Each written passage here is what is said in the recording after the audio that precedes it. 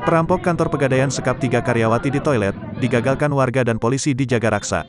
Perampokan bersenjata api terjadi di sebuah sentra gadai di Jalan Muhammad Kahfi 2, Cipedak, Kecamatan Jagaraksa, Jakarta Selatan, Senin, tanggal 13 Desember tahun 2021, malam. Aksi perampokan tersebut terbilang nekat dan berencana. Aksi ini juga membuat heboh masyarakat sekitar.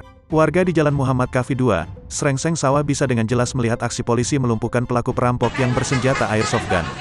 Berdasarkan keterangan saksi, insiden itu terjadi pada Senin, tanggal 13 Desember tahun 2021, sekira pukul 20.05 waktu Indonesia Barat di Jalan Muhammad Kahfi 2 No. 178, Srengseng Sawah, Jagaraksa, Jakarta Selatan, tepatnya di Pegadaian Swasta Indogadai. Andri, salah seorang saksi mata mengatakan, perampok masuk ke Pegadaian itu saat kantor hendak ditutup sekitar pukul 20 waktu Indonesia Barat. Ketika itu, ruko tersebut hendak tutup, sedangkan bagian pintunya dalam kondisi sedikit terbuka. Dalam aksinya, pelaku perampokan menyandera 3 karyawan perempuan di dalam kantor Pegadaian itu.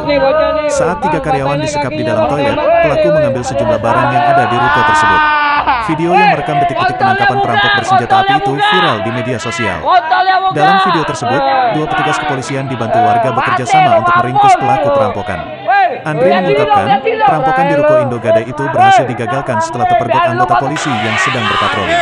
Mungkin 5 menit setelah kejadian, polisi alhamdulillah lagi patroli. Kebetulan ada di TKP, ujar dia.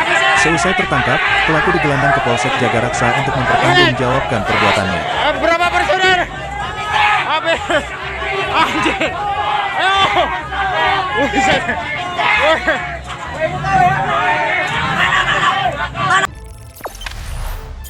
Jangan lupa subscribe, share, komen, dan like ya.